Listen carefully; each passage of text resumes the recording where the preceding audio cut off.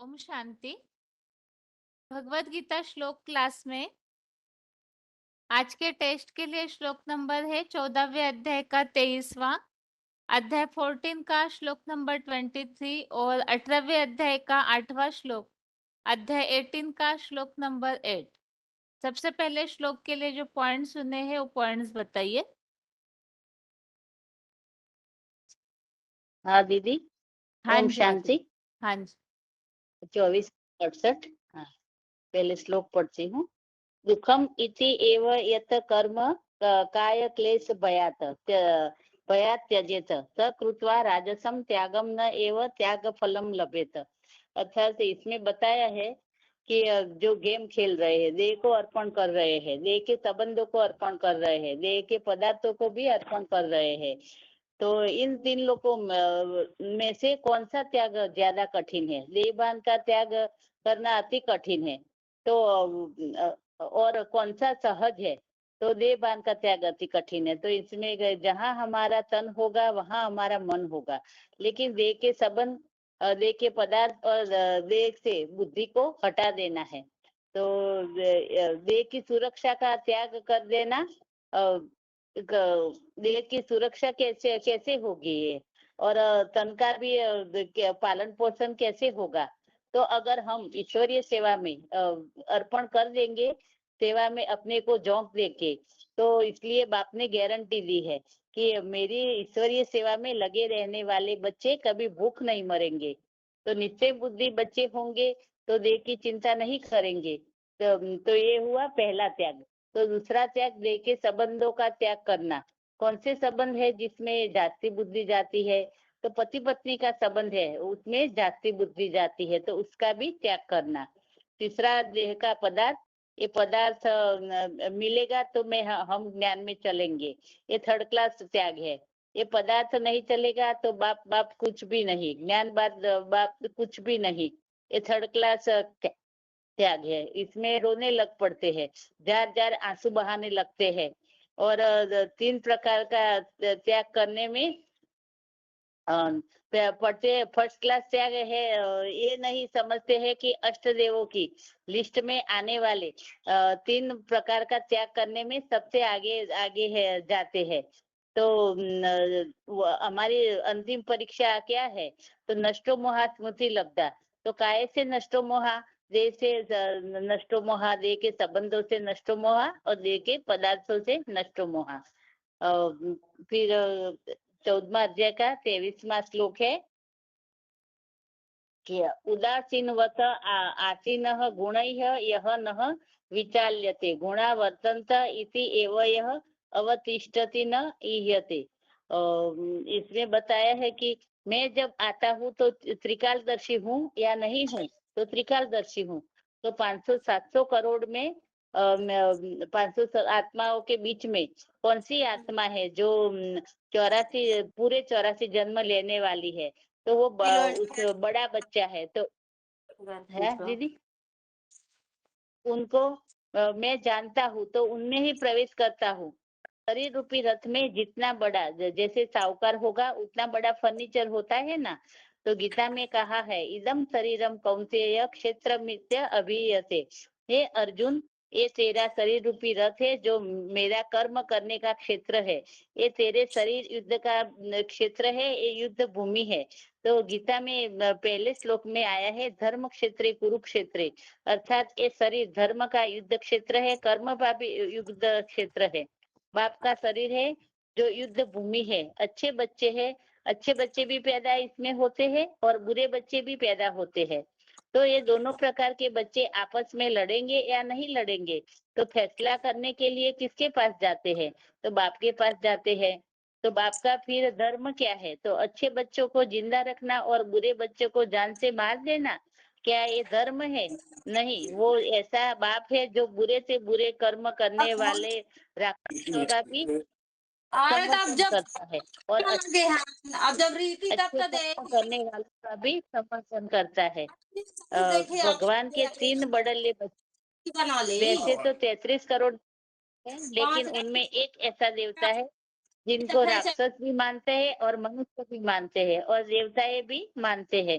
तो सब में उनकी मान्यता है। मान्यता है क्या वो मुखिया है, परिवार का है नहीं। हाँ, तो वो मुखिया है, तो कौन सा कैसा होना चाहिए? तो मुख से जो चाहिए काय खान पान एक पाले पोषे सकल अंग तुलसी संग विवेक।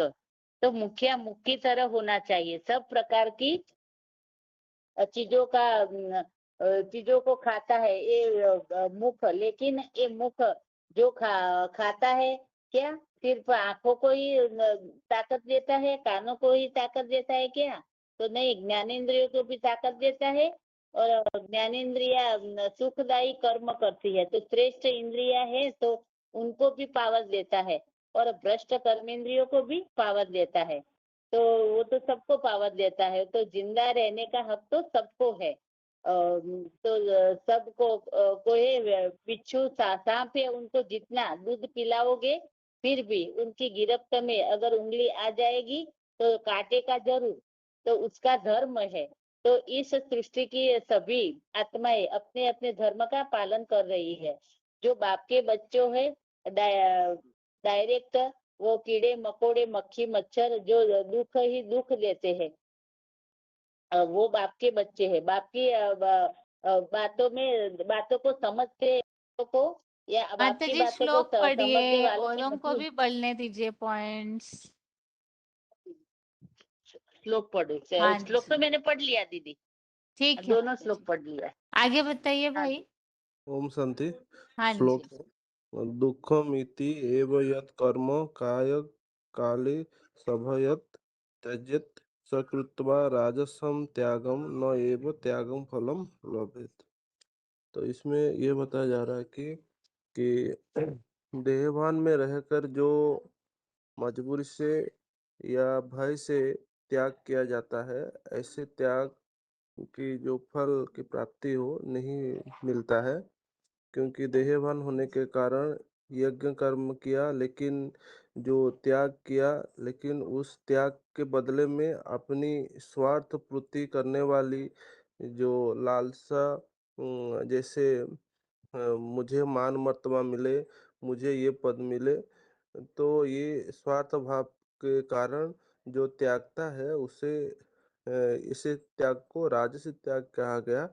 क्योंकि संगम युग में जितना हम त्याग करेंगे तो उतना भाग्य अगले जन्म मिलेगा, लेकिन वह जो अपनी त्याग की फल की प्राप्ति इसी जन्म में इच्छा रखा, तो ऐसे जो त्याग करते हैं तो उनको बताया गया कि राजसी त्याग है। वास्तव में कैसे होना चाहिए त्याग? कोई फल की इच्छा नहीं रहना चाहिए, और ज्ञान का तो लक्ष्य है नष्ट मोह स्मृति लब्धा, और ऐसे ही रहना है। तो बाबा जैसे बताएं कि देह के संबंध में बाबा की बात बताएं, देह के संबंध में पति पत्नी का संबंध में बताएं। वास्तव में बाबा ये उदाहरण दिए हैं, लेकिन एक्चुअली में क्या है कि जैसे संबंध में त्यागी बाबा बताते हैं कि जैसे यज्ञ के आदि में, जैसे इंडिया पाकिस्तान का लड़ाई हुआ तो पाकिस्तान में जितने भी आवाज थोड़ा कम है भाई आपका। जी जी ईयरफोन लगाए हैं तो देखिए थोड़ा सा। ईयरफोन नहीं लगाए हुए हैं अच्छा, जी। जो ठीक है, हाँ बोलिए। हम्म। यज्ञ के आदि में जो लड़ाई हुआ इंडिया पाकिस्तान का, तो उस समय में जो कन्या माताएं जो ताले घर में ताले बांध के रखे हुए थे, तो ऐसे परिस्थिति आया कि सब अपने जीवन को बचाने के लिए दौड़े। और तो उस समय में जो कन्या माताएं थे तो उनको ताला खोल दिया गया, तो वो कहाँ गए? तो वो जाके वहीं यज्ञ में दोबारा गए। तो उसको रक्षा करने वाला जैसे भगवान है, इसी तरह अंत में भी जब एटॉमिक विस्फोट होगा तो उस समय भी कोई किसी का साथी नहीं रहेगा। क्यों? तो इसीलिए एक बाप ही हमारा साथी है। तो अभी जो जितने संबंधी है सब तमो प्रधान संबंधी है, इसीलिए सबके प्रति मोह तोड़ना है, नष्ट मोह स्मृति लब्धा, इसीलिए ये अंतिम परीक्षा बताया गया। और 14 का 23 है। उदासीन उदासीन बदासीन या उदासीन बदासीन उदासीन बदासीन गुणे य न विचल्यते गुणा वर्तन्ते इति एव य अवतिष्ठति न इंगते। तो इसमें ये बताया गया कि जो आत्माएं हैं वो प्रकृतिकृत अपने गुणों स्वभाव अनुसार सब कर्म करते हैं। तो जो सत्व गुणी आत्माएं का जो लक्षण क्या होता है इस बारे में इस श्लोक में बताया गया कि जो हमेशा साक्षी दुष्ट होकर के इन मायावी गुणों को कभी से विचलित नहीं होता है और कभी भी किसी परिस्थिति में अपने पुरुषार्थ में कभी भी डोलता नहीं, क्योंकि सात्विक बुद्धि से स्थिर होकर के हर परिस्थिति को ज्ञान से टैली करने वाली आत्मा हर परिस्थिति में पहाड़ जैसी समस्या को भी वह हल्के-फुल्के रुई समान लगता है, क्योंकि बाप को अपना साथी बनाया हुआ है। और बाबा बोलते हैं जहाँ आत्म स्थिति है वहाँ परमात्मा सुनिश्चित है। तो क्योंकि सब प्रकृतिगत गत गुणानुसार सब कर्म हो रहा है। तो बाबा एग्जाम्पल बताया कि जो बाबा जो मूल्य सुनाते हैं, जो ज्ञान सुनाते हैं, जैसे बिच्छू टिंडन जैसी आत्माएँ क्यों ना हो, जितना भी उनको ज्ञान सुनाया जाए, जितना भी दूध पिलाया जाए, वो अपना प्रकृति है, वो ज़रूर वो क समय आने से वो काटेगा, डंक मारेगा। तो ऐसी आत्माएँ क्योंकि वो अपने धर्म की गुणों के अनुसार वो अपना कर्म कर रहा है। तो सभी आत्माएँ सभी अपना-अपना धर्म को पालन कर रहे हैं। तो जो बाप के डायरेक्ट बच्चे हैं, वो बाप की बातें समझने वाले हैं, जो जीवन में धारण करने वाले हैं और जो बाप के बच्चे नहीं हैं, उनकी बुद्धि में बाप की बातें समझ में नहीं आएगी, क्योंकि कीड़े-मकोड़े, पशु-पक्षी ये छोटे बच्चे हैं बताया गया। तो यही पॉइंट है बहन जी। ओम शांति। आगे बताइए, अगला फोन अनम्यूट है। शांति। जो जनित का कर्म दुख रूप जो शारीरिक या मानसिक या किसी के मोह में होने वाले या किसी के भय से जो त्यागता है, जो लालच में आकर जो अपनी स्वार्थ पूर्ति का जो त्याग करता है वो राजसी त्याग होता है। 3 प्रकार के त्याग अत्यधिक कठिन बताए गए। एक देह का त्याग और देह के संबंधों का त्याग और एक है देह के पदार्थों का त्याग। ये जो 3 त्याग है अत्यधिक कठिन है और इसमें भी सबसे कठिन त्याग है पति और पत्नी का संबंध। तो इनका त्याग करना अति आवश्यक है, पर इनका त्याग नहीं करते हैं तो वो राजसी त्याग होता है, वो त्याग का फल नहीं माना जाता है। दुख इति एव यत् कर्म कायक्लेश भयात् त्यजेत स कृत्वा राजसम त्यागम न एव त्याग फलम लभेत। 14 अध्याय का है 23वां। जो उदासीन की बातें जो प्रकृति मर्ज इमर्ज हुए, जो सतो प्रधान, रजो प्रधान और तमो प्रधान, इन तीनों गुणों से जो हिलता नहीं है, क्योंकि जो सत्युग त्रेता युग द्वापर युग कलयुग, ये 4 युग रहते हैं तो उसमें भी ये जो तत्व है आवर्तन करते ही रहते हैं। जो किसी भी परिस्थिति में किसी भी भयंकर से भयंकर परिस्थिति में किसी भी स्थिति में जो कभी हिलता डुलता नहीं है, जो हमेशा स्थिर रहता है, वो हिमान युधिष्ठिर जैसा जो सात्विक बुद्धि है, वो अपने पुरुषार्थ में भी हिलता नहीं है। तो ऐसा ऐसा ऐसा व्यक्ति स्थिर कहलाता है। जो जो जो कभी हिलता नहीं है, किसी भी परिस्थिति हो, कैसा भी व्यक्ति हो, हमेशा सात्विक स्थिति में रहता है। जो अपने को भी आत्मा समझता है, दूसरों को भी आत्मा समझता है। तो जो उदासीन की भांति रहता है वो शास्त्री दृष्टा होकर के दिखता है। और 18 अध्याय का 8वां श्लोक है। तो 14 अध्याय का 23वां श्लोक है। उदासीनवत् आशीन गुणे यह न विचाल्यते गुणा वर्तन्त इति एव यह अवितष्टिति न इंगते। ओम शांति।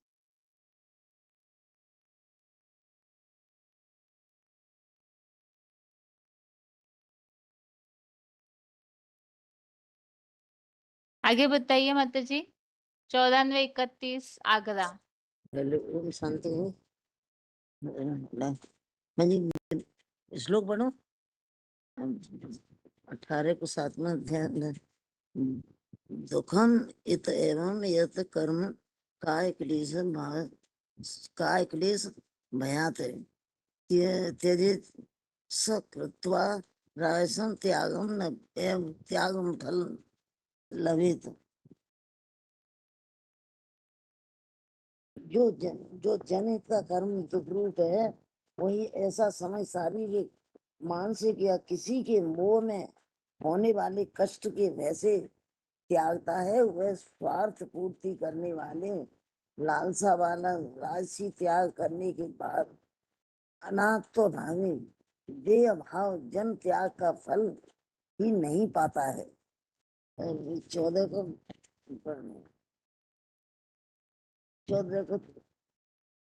23 में उदासीन बत आसीन गुणी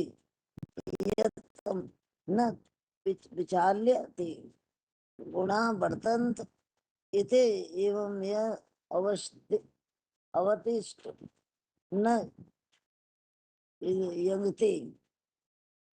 उदासीन की भांति रहते हुए जो प्रकृतिगत मर्ज या इमर्ज हुए माया निर्मित निमित्त रज तम सम गुणों से हिलता नहीं है, और मायावी सत्व रजा क्रमश 3 गुण ही सदा चतुर्युगी में भी आवर्तन करते हैं। ऐसे समझकर जो किसी को भी परिस्थिति बस अपने पुरुषार्थ में कभी भी डोलता नहीं है, भली भांति हेमंत युधिष्ठिर जैसे सात्विक बुद्धि से स्थित रहता है। बहन जी, मेरा आज बहुत दिन पीछे नंबर आया, मैं कितना क्या तो लिख लेती हूँ, आज तो मैंने लिखा ही ना, क्या तो लिख लेती हूँ, पर सुना ही ना पावती, नंबर ही ना आवती बिल्कुल। आज नंबर आया हुआ है। Hello hello. हाँ जी माता जी। हाँ बहन जी, नंबर नहीं गाया करो, आप बिल्कुल ना आवती के तो बहुत दिन पीछे आ जाओ। हाँ जी। हाँ तो मैं सोचा आज तो मैं लिखो ही नहीं हूँ, कितने दिन लिख लेते हैं, लिखो रखो सुना ही ना पावती। हमें नंबर ले लो कर लिखवा करेंगे। अभी से लिखा कीजिए माता जी, ठीक है। हाँ नहीं, आगे सब लिखे हुई रोज हाँ जी। कई दिन लिखो जी रखो, वो सुना ही ना पावती, मैं नंबर ही ना होती। कभी कभी है ना आपका फोन अनम्यूट होता है, आपको पता नहीं चलता है माता नहीं जी, नहीं, मैं इसीलिए। कई बार यहीं बैठ ही रहते हैं, पर आवती ना, मैंने बिन सब कही थी, मैंने नहीं मेरे नंबर या पर हर होती ना बिल्कुल। हाँ जी। ठीक है। आगे 24/5/48 फोन अनम्यूट।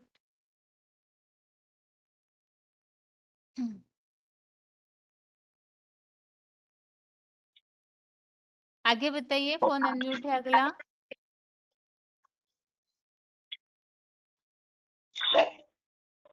जिनका फोन अनम्यूट हो रहा है 18वें अध्याय के श्लोक पढ़िए शुरू से 8 श्लोक तक। रत्ना माता जी सतना 20/497 श्लोक पढ़िए माता जी। दीदी कौन सा श्लोक पढ़ना है? 18वें अध्याय का 1 से 8 तक श्लोक पढ़िए। जी जी। अर्जुन उवाच संन्यास इससे महाबाहो तत्वम इच्छामि वेत्तिं त्याग इसके चा हृषिकेश पृथक केशिनी सुधन केसरी नुसदनु सुधन। श्री भगवान उवाच कम्या नाम कर्मणाम न्यासम संन्यासम कवयो विद्धि है सर्व कर्म फल त्यागम प्रभुत त्याग विच्छाणाम। और तीसरे का है त्याग जया दोषवत इति एके कर्म प्रभु है मनीषीणाम यज्ञ दान तपः कर्म न त्याग जया इति न अपरे। और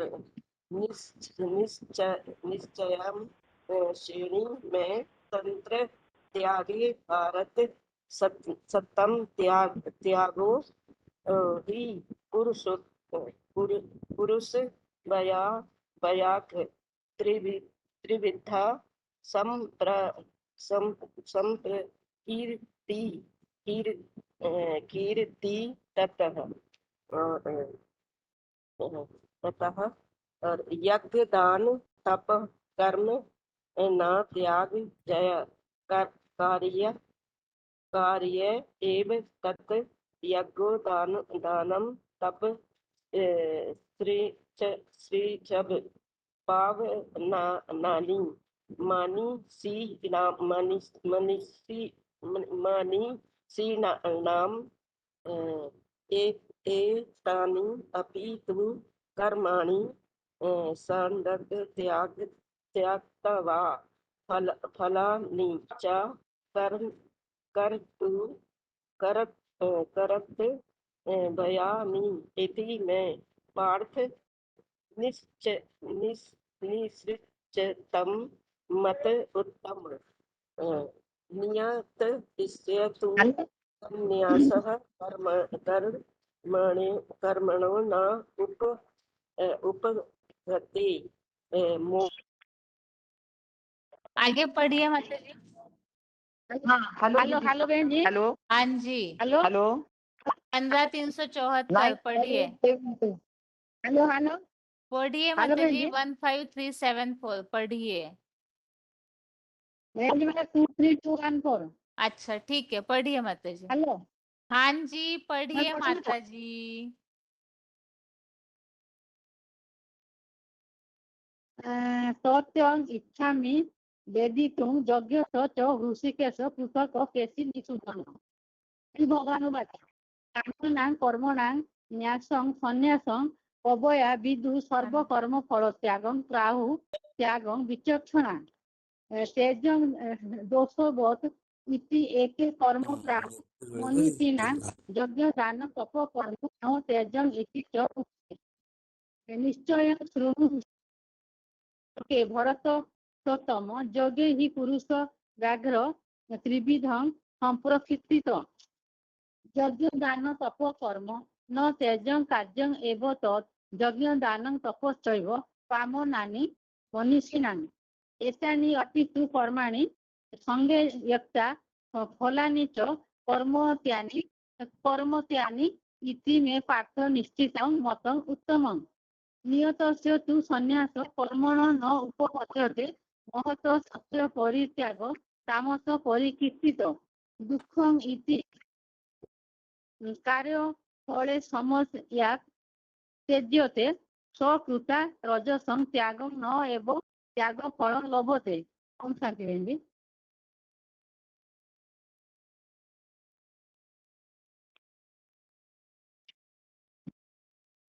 त्यागं न एव त्याग फलम। आगे पढ़िए माता जी। हेलो हेलो हाँ जी पढ़िए। ओम शांति। रोल हाँ नंबर जी 249776 हाँ जी कटक मधुबन। अर्जुन उवाच संन्यासस्य महाबाहो तत्त्वम् इच्छामि वेदितुम् त्यागस्य च हृषिकेश पृथक् केसि निषूदन। श्री भगवान उवाच काम्यानां कर्मणां न्यासं संन्यासं कवयो विदुः सर्वकर्म फल त्यागं प्राहुः त्यागं विचक्षणाः त्याज्यं दोषवत् इति एके कर्म प्राहुः मनीषिणः यज्ञदान तपः कर्म न त्याज्यम् इति सर्वोपरे। निश्चय शृणुते तत्र त्यागे भरत सतमं त्यागो हि पुरुष व्याघ्र त्रिविधः संप्रकीर्तितः यज्ञदान तपः कर्म न त्याजं कार्य एव एतत् यज्ञदानं तपश्चैव पावनानि मनीषिणाम् एतानि अपि तु कर्माणि संगं त्यक्त्वा फलानि च कर्मव्यानि कर्म ज्ञाने इति मे पार्थ निश्चितं मतम् उत्तमम् नियतस्य तु संन्यासः कर्मणो न उपपद्यते मोहात् तस्य परित्यागः तामसः परिकीर्तितः दुःखम् इति एव यत् कर्म कायक्लेशभयात् त्यजेत् स कृत्वा राजसं त्यागं नरत् एव त्यागफलं लभेत्। ओम शांति। ओम शांति दीदी। ओम शांति दीदी। हाँ जी बताइए। पढ़ेंगे। हाँ जी पढ़िए। अच्छा। संन्यासस्तु महाबाहु तत्व इच्छाएं वेदितुं त्यागस्य च हृषिकेश पृथक् केशिनिषूदन कामना कर्मण नाश संन्यास कवय विदु सर्व कर्म फल त्याग प्राहु त्याग विचक्षण त्यज दोष इति एक कर्म प्राहु मनीषिण यज्ञ दान तर्प कर्म न त्यज इति च अपरे निश्चय शुणेम तत्र त्यागे पुरुषोत्तम त्यागे ही पुरुष व्याघ्र त्रिविध संप्रकीर्तित यज्ञ दान तप कर्म न त्यजं त्याज्य एव तत् यज्ञ दान तपस्यैव पापनानि मनीषिण एतने भी तु कर्मणि संगतक्ता फलानि च कर्तव्य नीति निपास निश्चितं मत उत्तमम् नियत संन्यास कर्मै उपपद्यते महत्तस्य परित्याग तमस परिकीर्तिते दुःखमिति एव तत् कर्म कायक्लेश भय त्यजेत् सकृत राजसं त्याग नैव त्याग फल लभ्यते। और कार्यमिति जत् कर्म नियते कियत अर्जुन संग त्यक्ता फल चैव सत्याग सात्विकं मत न दृष्टि अकुशल कर्म कुशल अनुसज्जते त्यागी सत्व समाविष्टो मेधावी छिन्न संशय न हि देहवत शक्यं त्यक्तं कर्मणि अशेषतः जह तु कर्म फल त्यागी सत्यागी अभिधीयते अनिष्ट इष्टमिष्ट च त्रिविधं कर्मणां फलं भवति अत्यागिनं प्रेतं न तु सन्यासिनं कच्चित्।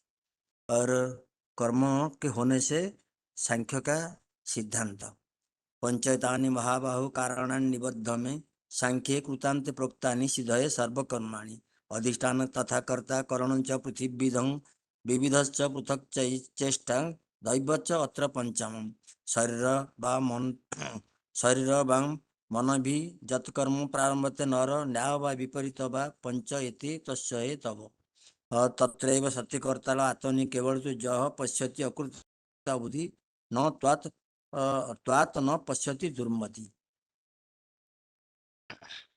यस्य न अहंकृत भाव बुद्धि यस्य न लिप्यते हत्या न इमानि लोकान् न हन्ति न निबद्धते ज्ञान गम परिज्ञाता त्रिविध कर्म चोदना करण कर्म कर्ता इति त्रिविधं कर्म संग्रह ज्ञान कर्म च कर्ता च त्रिविधं गुण भेद च प्रोच्यते गुण सांख्यन यथावत् शृणुत्यान्नपि और सर्वभूतेषु जनयक भावं अव्यक्तैक्यते अविभक्तं विभक्तेषु तत् ज्ञान विधि सात्विकं पृथक्तेन तु यत् ज्ञान नाना भाव पृथिवीधां वेति सर्वसु भूतेषु तत् ज्ञान विधि राजसं जतु कृष्णवत् एकास्मिन् कार्य शक्तो अहेतुक अत्वर्थावत् अल्पं च तत् तामस उदाहूत नियतं संगरहित अरागदेश कृतं अफल केशुत कर्म यत् सात्विक उच्यते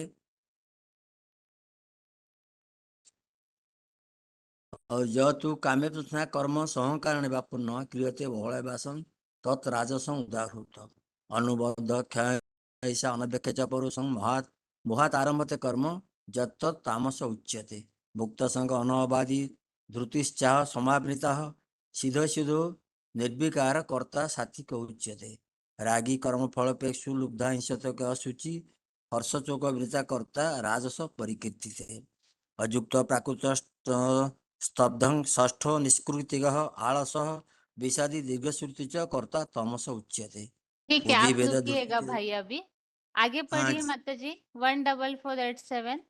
अर्जुन उवाच संन्यासे महाबाहु तत्त्व इच्छामि वेदान्ति त्यागस च हृषिकेश पृथक् केशि निश्चदन भगवान वाच कामयाग्नि कर्माणि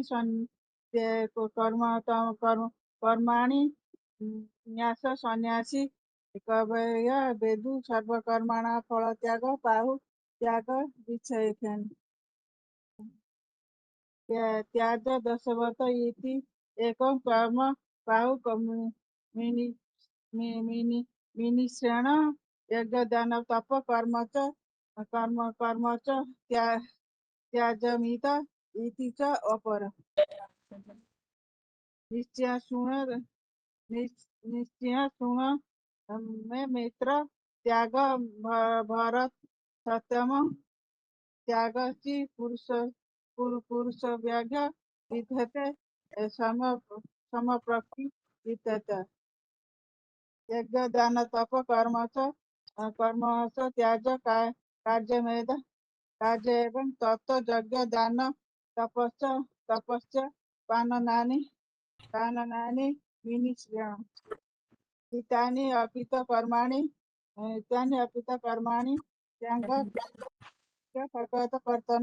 कर्तव्येन इति च पार्थ इति न मत उचितो निश्चयत सन्यासी कर्माणि च उपचयते महतु तपस्य परित्याग तामसी परिकीर्त्यते। ओम शांति। दीदी 16:7-43 संन्यासस्य महाभाव तत्त्वमिच्छामि वेदितुं त्यागस्य त ऋषिकेश पृथक्केशि निषूदन काम्यान कर्मणा न्यासं संन्यासं कवयो विदु सर्वकर्म फलं त्यागं प्राहुस् त्यागं विचक्षण त्याज्यं दोष बोधितेक्ये कर्म प्राहु मनीषिणा यज्ञदान तप कर्म न त्याज्ये मिति च परे निश्चयं च शृणु मे तत्र त्यागो भरत सत्तम त्यागो हि पुरुष व्याघ्र त्रिविध संपर्कित यज्ञदान तप कर्म त्याज्यं कार्य मे बतत् यज्ञदान तपस्यैव पावनानि मनीषिणा एतेन्यपि तु कर्माणि संगत्याक्त्वा फलानि च कर्तव्यानीति मे पार्थ निश्चिन्तं मतमुत्तमम् नियतस्य तु संन्यास कर्मणो नोपपद्यते मोहतस्य परित्यागास् त्यागस् तामस परिकीर्तिता दुःखमित्येव यत्कर्म काय केलेस भए त्याजेत सकेतो राजसं त्यागं नैव त्याग फलनिचं कार्यमेव यत्कर्म नियतं कीर्ते अर्जुन संगत्यक्त्वा फलं चैव स्वत्याग सात्विक मतम् न देशे कुशलं कर्म कुशले नानुसज्जते त्यागी सत्तो समाविष्टो मेधावी छिन्न संशय नै देह भिता साकिन् त्यक्तु कर्माण्ये शेषेत यस्तु कर्म फलं त्यागी सत्यागी विधीयते अनिष्टमिष्टमिष्टं त्रिविधं कर्मणा फलं भवत्यागीनां प्रेते न तु सन्यासिनां कश्चित्। ओम शांति दीदी। हाँ जी माता जी।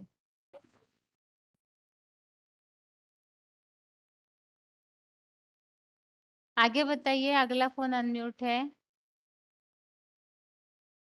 13,601 हेब्बा गौड़ी, पढ़िए माता जी।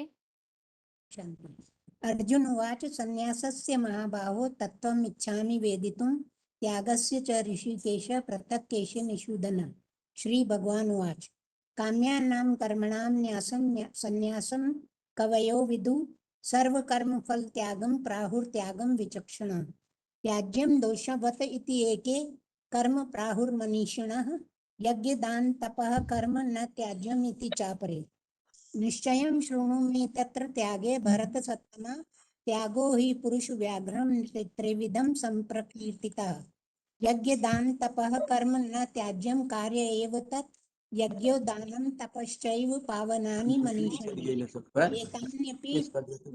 एतान्यपि तु कर्माणि संगं त्यक्त्वा फलानि च कर्तव्यानि इति मे पार्थ निश्चितं मतम् उत्तमम् नियतस्य तु संन्यासः कर्मणो न उपपद्यते मोहस्य परित्याग तामसः परिकीर्तितः दुःखम् इति एव यत् कर्म काय क्लेश भयात् त्यजेत् स कृत्वा राजसं त्यागं न एव त्याग फलं समेत् यत् कार्यम् इति एव यत् कर्म नियतं क्रियते अर्जुन संगं त्यक्त्वा फलं चैव स त्यागः सात्विको मतः न द्वेष्ट्य कुशलं कर्म कुशले नानुसज्जते त्यागी सत्व समाविष्टो मेधावी छिन्न संशया ठीक है माता जी, आप रुकिएगा। आगे भाइयों के फोन अनम्यूट है, श्लोक पढ़ने के लिए नहीं, प्रश्नों के लिए। श्लोक हो गया पढ़ना अभी आगे प्रश्न।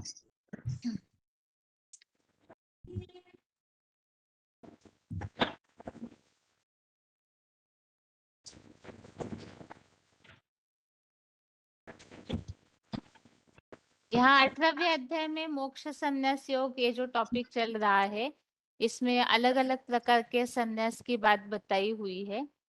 तो ईश्वरीय ज्ञान के अनुसार और भगवत गीता में वास्तव में संन्यास किसे कहा गया है?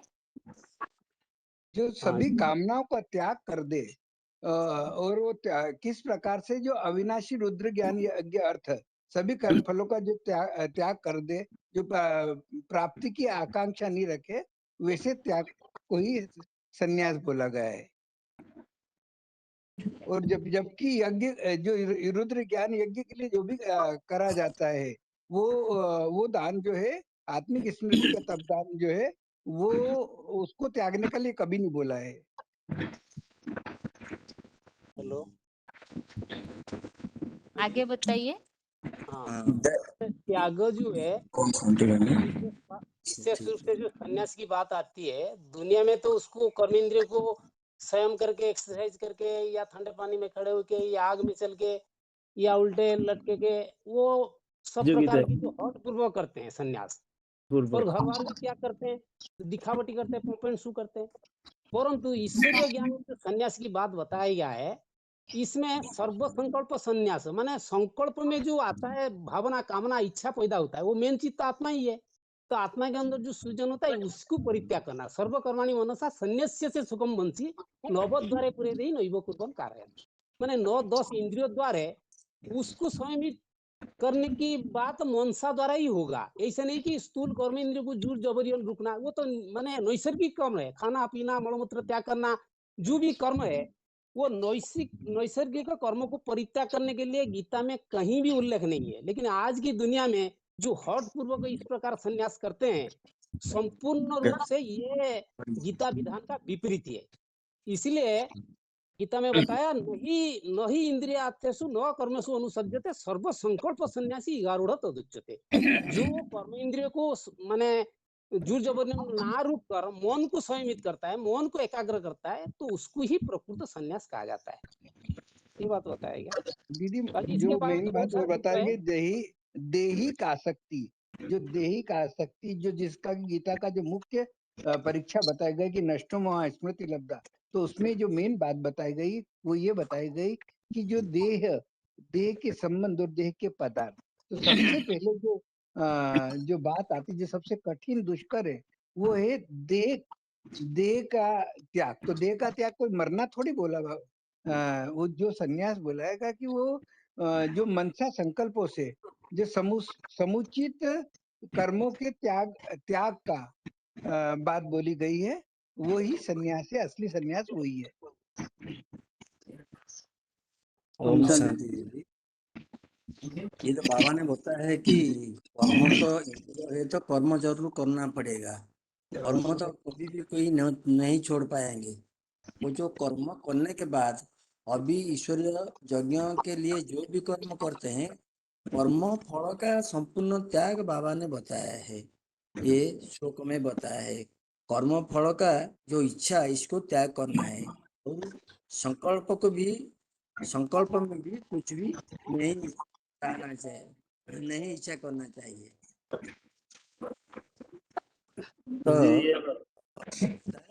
तो का इच्छा को त्याग करना मेन बात है। बाबा ने कहा जो कर्म तो करना नहीं है, कर्म तो हमको करना ही है, लेकिन कर्मों का जो फल का जो है वो आसक्ति नहीं रखना है, क्योंकि कर्मों फल में आसक्ति रहते वो बंधन में बढ़ जाता है। तो हमारा जो ईश्वरीय जो कर्म ईश्वरीय जो यज्ञ कर्म है वो हमारा क्या है कर्म बंधन से मुक्त हो जाता है। हमारा जो संकल्प विकल्प चलता है वो संकल्प विकल्प संन्यास करना है, अर्थात संकल्प होकर हमको अवस्था देना है।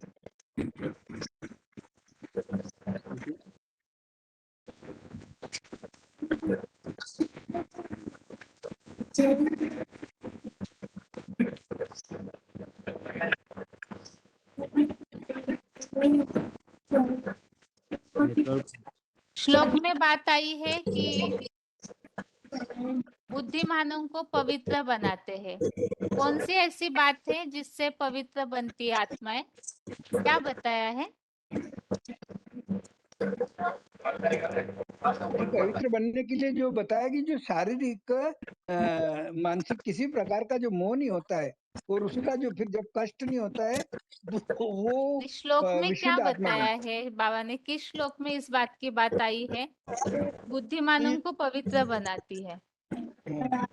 तो यही 18वें अध्याय के 10वें में बताया दीदी मैं जो मैंने पढ़ा है उसके हिसाब से। नहीं, 5वें बताया यज्ञदान तपोकर्म न त्याज्यम कार्य यज्ञदान तपस्या पावनानि मनीषिणा, माने रुद्र ज्ञान यज्ञ सेवा दान और तपस्या ये कभी त्यागना नहीं चाहिए। खासकर पुरुषोत्तम संज्ञा के ऊपर कोई कार्य ब्राह्मण होने के नाते अनिवार्य करनी है। क्या काम है ना, ज्ञान स्वरूप बनकर मैंने संपूर्ण त्याग, मैंने मजबूरी से नहीं, यही से त्याग तपस्वी सदा बात में लगन में मगन रहे, जैसे कि लवलीन स्थिति में बन जाए।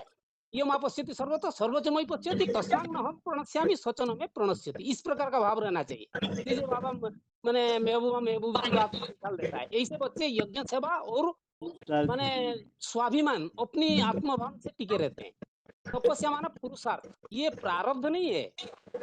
तपस्या माने ये कोई प्रारब्ध नहीं है, ये तो पुरुषार्थ माने कंटिन्यू चलता है। प्राप्ति किया तो अब तो आनंद मिलता है, जिसे कहते हैं आनंद माने कानन, जिसे आनंद मिल जाता है। आत्मिक स्टेज में निरंतर बने रहने से सब कहेंगे आनंद ही आनंद। जब निरंतर आत्मिक स्टेज बन जाएगा तो भी आनंद मिलेगा, वो प्राप्ति मिलेगा। लेकिन तपस्या की त्याग जो दो स्टेज प्रकार का बताया हुआ है, कौन से दो प्रकार का त्याग करते हैं दुनिया में लोग? एक तो हठ पूर्वक जो त्याग करते हैं, कर्म इंद्रिय माने घर बार या बीबी बाल बच्चे को छोड़ के चले जाते हैं, वो समझते यही त्याग है, त्याग का प्रारूप है।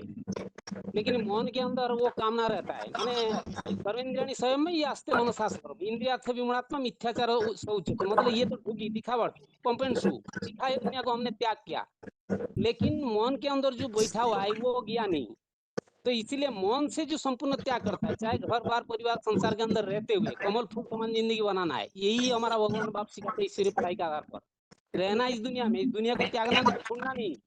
अब त्रिगुणमय सृष्टि के अंदर हर गुण तो इसके अंदर समाया हुआ है, चाहे सात्विक प्रारूप में हो या तामसिक राजसिक प्रारूप में हो, तो उसके अंदर रहते हुए हमको निवृत्त रहना, माने मन से माने पूरा अलग रहना, डिटेच रहना। ये बात दीदी काम्यानाम कर्मणाम संन्यासम संन्यासम कवयो विदु सर्व कर्म फल त्यागम प्राहु त्यागम विचक्षणा। इसमें वही बताया कि जो समस्त सांसारिक कामनाओं का त्याग करने वाला एक कुछ उसको मानते हैं, वो संपूर्ण त्याग रूप संन्यास मानते हैं। जबकि जो विशिष्ट दृष्टा है, जो सर्गीय संगठन हेतु जो अविनाशी रुद्र ज्ञान अर्थ संसार के समस्त कर्म फलों की प्राप्ति के त्याग को त्याग बताते। ये दो प्रकार के त्याग बताया 18वें अध्याय के दूसरे श्लोक में। हेलो 8083। हाँ जी। इसमें 18 अध्याय का 1 से लेकर 12 तक ये त्याग का विषय का बारे में बताया। इसमें अर्जुन ने प्रश्न पूछा कि सन्यास किसको कहा जाता है और त्याग किसको कहा जाता है। सन्यास वास्तव में दुनिया का जो सन्यासी बनते हैं, जो घर द्वार छोड़ के जंगल में चला जाते हैं और एकांत में निवास करते हैं, इंद्रियों को दमन करना चाहते हैं, उसको सन्यास बताया।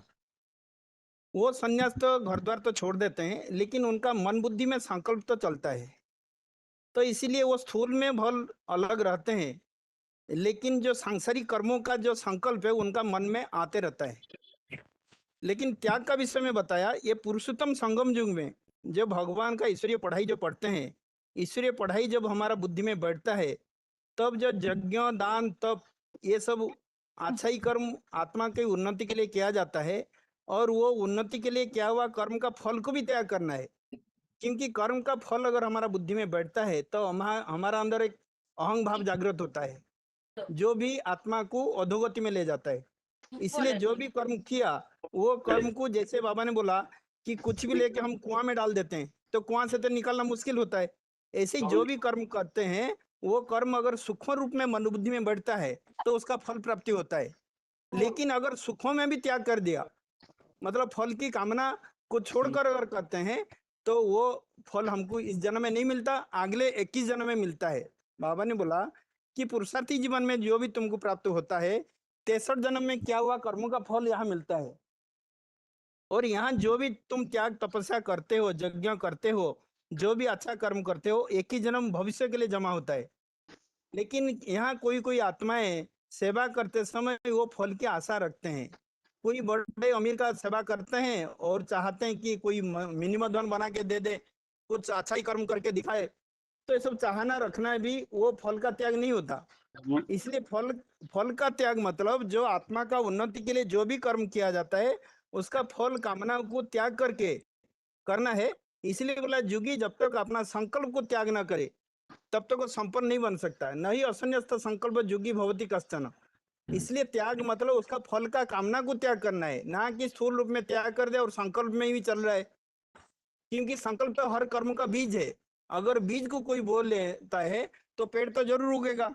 तो इसीलिए बोला कि जब तक हमारा मन से वो संकल्प को त्याग नहीं होता, संकल्प बंद नहीं होता, तब तक असली जो देवता स्वरूप होना चाहिए नहीं हो पाता। इसलिए योगी तब संपन्न कहा जाता है जब अपना संकल्प को भी त्याग दे, पाने की इच्छा न रखे।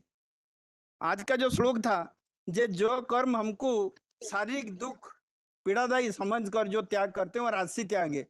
ये राजसी त्याग का फल कुछ नहीं मिलता, क्योंकि जो सात्विक कर्म है फल का आशा को त्याग करके जो कर्म करते हैं वही सात्विक त्याग है, जिससे सतयुगी दुनिया बनता है।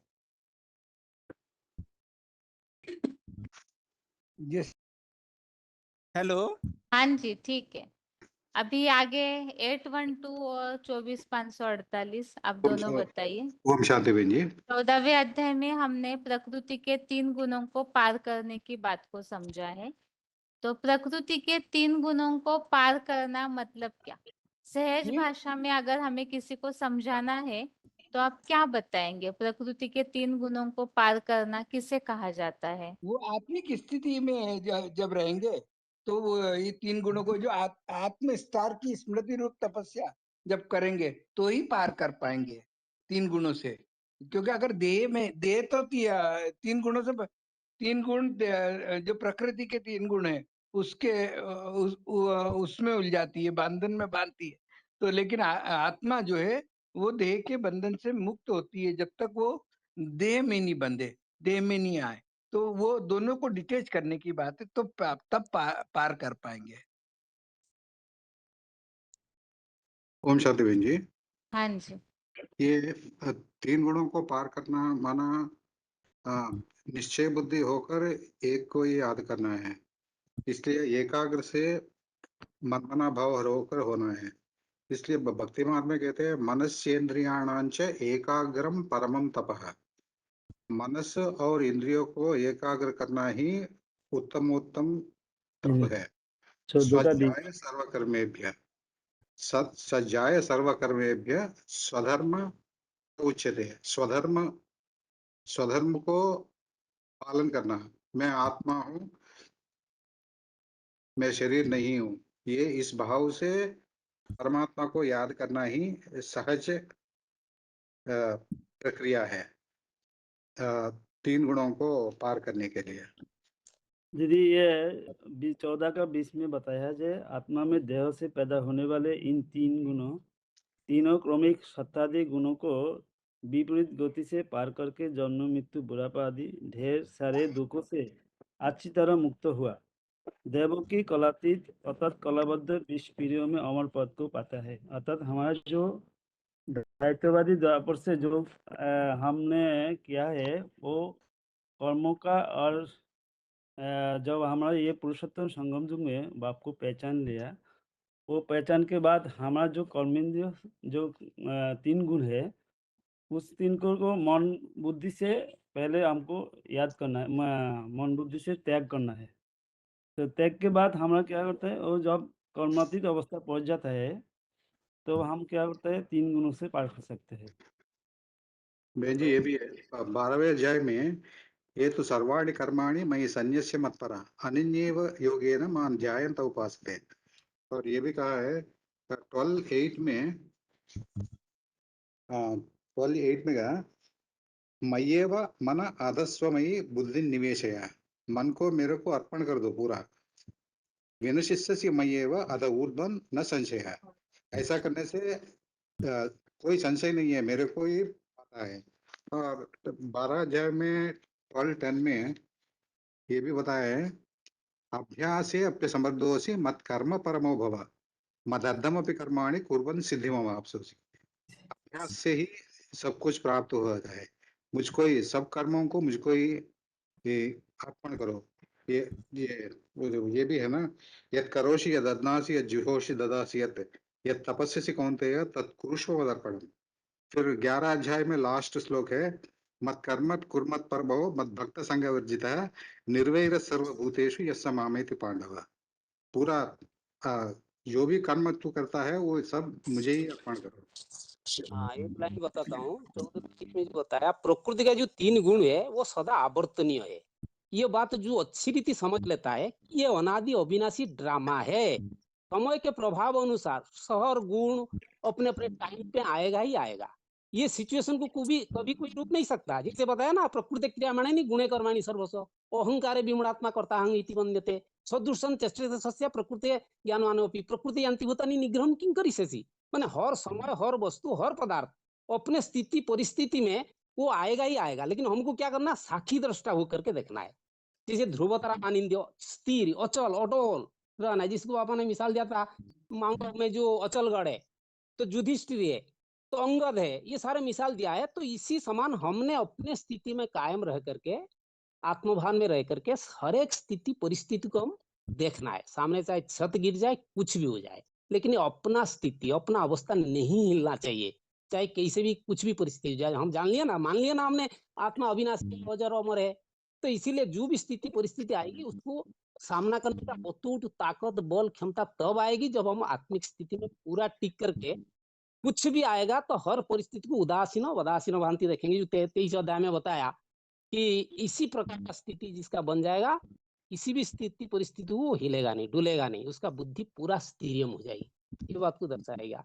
और देह माने सात्विक बुद्धि जो होता है ना, देह माने देहम बा पातामि कार्यम बा माने साधवामि, ह्यूमन युधिष्ठिर की भांति स्थिर अंगद, ये तो सारे बता दिया।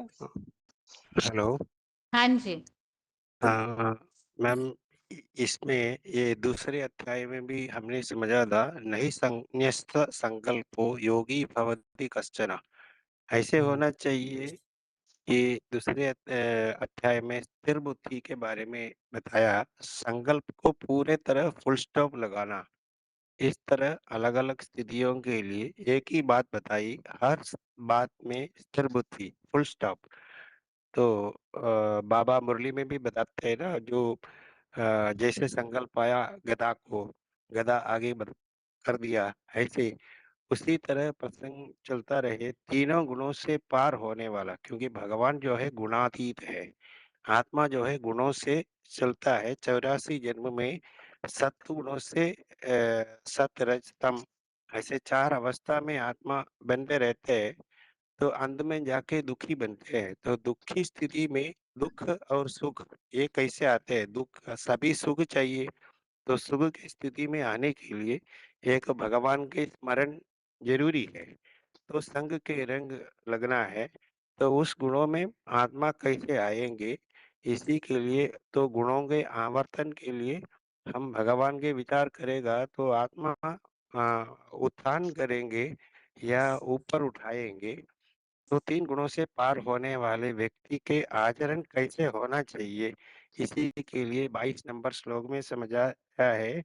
तो सत्वगुण से विवस्वत और उनके द्वारा सूर्यवंशी है विशेष विवस्वत, जिनमें आत्म प्रकाश होता है, उनके द्वारा सूर्यवंशी है, उनमें भी होता है। तो ये सत्वगुण की स्टेज द्वापर युग में, रजोगुण की स्टेज जिसके कर्मों में प्रवृत्ति या आसक्ति, और तमोगुण में मूढ़ता अर्थात रजो तमो ज्ञान प्रकाश अर्थात सुखासक्ति है।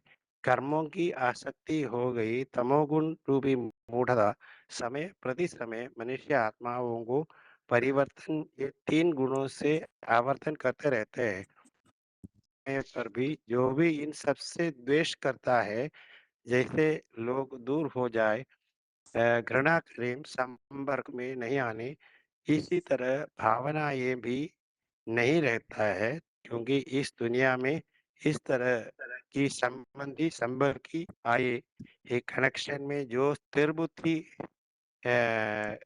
न कि किसी से द्वेष या घृणा करते, तो ये द्वेष घृणा एक प्रकार क्रोध आएंगे, तो प्रकृति के 3 गुणों से हिलता नहीं है, द्वेष नहीं करता है, बुद्धि में द्वेष भावना नहीं रखता है, बुद्धि में भी द्वेष भावना नहीं है, तो बुद्धि में ऐसे संस्कार होते हैं जिन गुणों से प्रभावित है, उस कनेक्शन में आने पर भी द्वेष नहीं करेंगे। ऐसे आत्मा दूर हो या तो भी ऐसे निवृत्ति से होने पर भी आकांक्षा नहीं रखते हैं, अपेक्षा नहीं रखता है। मानवीय नीतियों होती है अच्छा अच्छा हब हब कड़वा कड़वा फेंक देना। जो ऐसे स्थिर बुद्धि होने वाले की 3 गुणों से पार सत्वस्थ भाव में स्थिर होने वाले आत्माएं कैसे भी आत्माएं कनेक्शन में भी आए द्वेष नहीं करते हैं, ऐसे भी आत्माएं होना जाए निवृत्ति हो जाए तो ऐसे अपेक्षा नहीं रखते जो हमारे कनेक्शन में रहे, बिल्कुल स्थिर बुद्धि रहता है। ये पहला आचरण समझा है। तो ऐसे बोला है तो हमेशा स्थिर बुद्धि जो भगवान की गुणों को अपनाते हैं, तो एक परमात्मा आत्मा और परमात्मा के गुण में आते मैं भगवान के बच्चा हूँ, ऐसे उदासीन भाव में रहना, यही इस श्लोक से समझ आते हैं। अभी आगे हाथ नीचे किए हुए हैं और 14वां अध्याय अभी हमारा पूरा होने जा रहा है, इसीलिए 14वें अध्याय संबंधित ही प्रश्न है। जिन्हें भी उत्तर आता है वो उस समय प्रश्न पूछने के बाद हाथ उठाइए।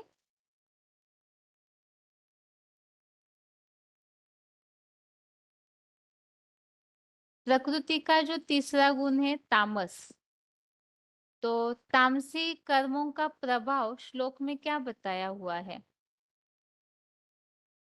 तामसी कर्मों का प्रभाव श्लोक में क्या बताया है?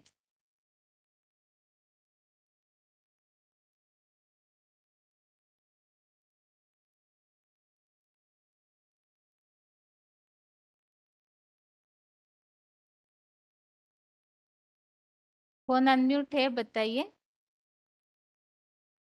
तामस गुण से हमारे में लापरवाही मूर्ता आती है और बाबा कहते तामस से तुम्हारा माना अज्ञान भी ढक जाता है, मूढ़मती बन जाते हो, राक्षस योनि में भी जाते हो, अधोगति को पाते हो। 21,973 माताजी तमोगुण आने का कारण क्या बताया है? वो 14 का 8 में है, तमतो अज्ञानजम विधि मोहनम सर्वदेहिनम प्रमाद आलस्य निद्रा भी तत् निबधन्ति भारत।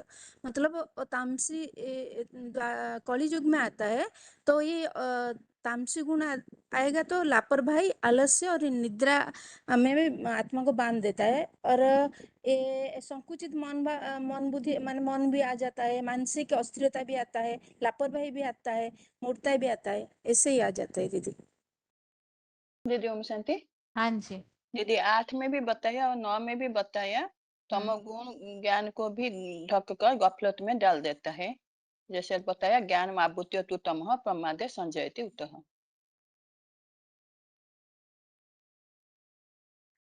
तमोगुण आने का कारण क्या बताया है? किस कारण से पुरुषार्थियों में तमो प्रधानता आती है? अज्ञान से मतलब अज्ञान से ही तमो गुण आता है। अज्ञान से और अज्ञान, हाँ, और जैसे और भी ये कोई अपने जो कारण अवगुण बताया है? अज्ञान के कारण। बताइए माता जी। हाँ दीदी, वो कलयुग आरंभ करता शंकराचार्य ने जो फैलाया ना, भगवान सर्वव्यापी है, इसलिए ये ज्ञानता पैदा होती है दीदी। तमोगुण सर्वव्यापी के ज्ञान से। आने का कारण तो अज्ञानता। दीदी अवगुण आते चले हाँ जाएंगे जी। ना, लापरवाही आलस है, ये अवगुण जो आते चले जाएंगे फिर तो अज्ञान के कारण से, यानी ये जो अच्छे कामों में रुचि बढ़ जाती है। इसके कारण ठीक है माता जी। यहाँ बताया है व्यभिचारी कर्मों के कारण अज्ञानता आती है, और तमो प्रधानता का और एक कारण जो बताया कि शंकराचार्य के द्वारा फैलाया हुआ सर्वव्यापी का अज्ञान। आगे अगला प्रश्न है अभी,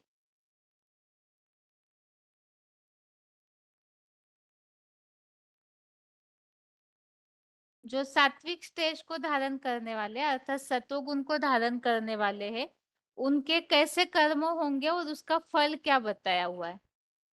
सात्विक स्टेज को धारण करना मतलब क्या, उनके कर्म वो किन कर्मों को प्राधान्य देंगे और उसका फल क्या बताया हुआ है।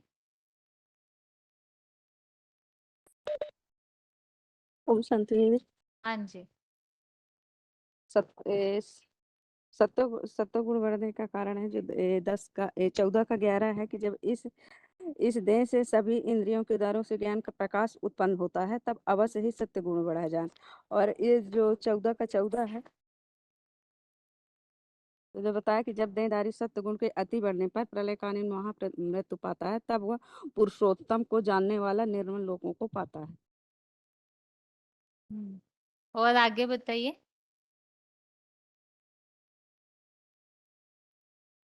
भी है और भी फोन अनम्यूट है, बताइए। आत्मा से ऐसे पैदा होने वाले तीनों लोगों को ओम शांति दीदी। हाँ जी। 26429 ने 18 का 34 में बताया जो या तू धर्म काम अर्थम विद्या अर्जुन संगेन कांक्षी धृति सा पार्थ राजसी। अर्थात राजसी कर्म और सात्विक कर्म करने की जो अर्जुन को बताया, भगवान बताया अर्जुन जो इंद्रियों को एकत्र कर कंट्रोल रखना है, मन बुद्धि की एकाग्रता करना है, एक परम पिता के सहित लगन रखता है, ये ही सात्विक धारणा कहा जाता है। अब इससे जो राजसी देह भान में जो करता है, खाना पान में जो भोगी दिखाता है, ये ही राजसी। अब जो तामसी किसे कहते हैं, जो 50 खाना खाते हैं, जो बेविचारी कर्म करते हैं, अपवित्र कर्म करते हैं, या को तमोगुणी भी कहा जाता है। 14 का 6। हाँ जी। ओम शांति बहन जी। हाँ जी। सत्वगुण वृद्धि के लिए बताया, पूछा ना बहन जी प्रश्न। सत्वगुण वृद्धि सत्वगुण के लिए कैसे तो आता है, ऐसी आत्माएं कैसे कर्म करती है और उसकी प्राप्ति क्या होती है।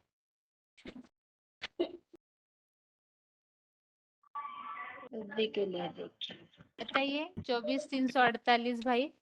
ओम शांति। हाँ जी। सत्वगुण बढ़ने से आत्मिक स्थिति निरंतर कायम रहती है, देहभान से परे रहती है, देह का आकर्षण से परे रहता है, सदा भ्रुकुटी में लाइट माइट चमकता हुआ सदा अनुभव करेगा, और दूसरों का भी लाइट ही नजर आएगा, वो चेहरा नजर नहीं आएगा। और देह की दुनिया, देह की सम्मान पदार्थ से परे रहेगा। और ज्ञान की पराकाष्ठा होने के कारण हर इंद्रियों में ज्ञान की प्रकाश उत्पन्न होगा।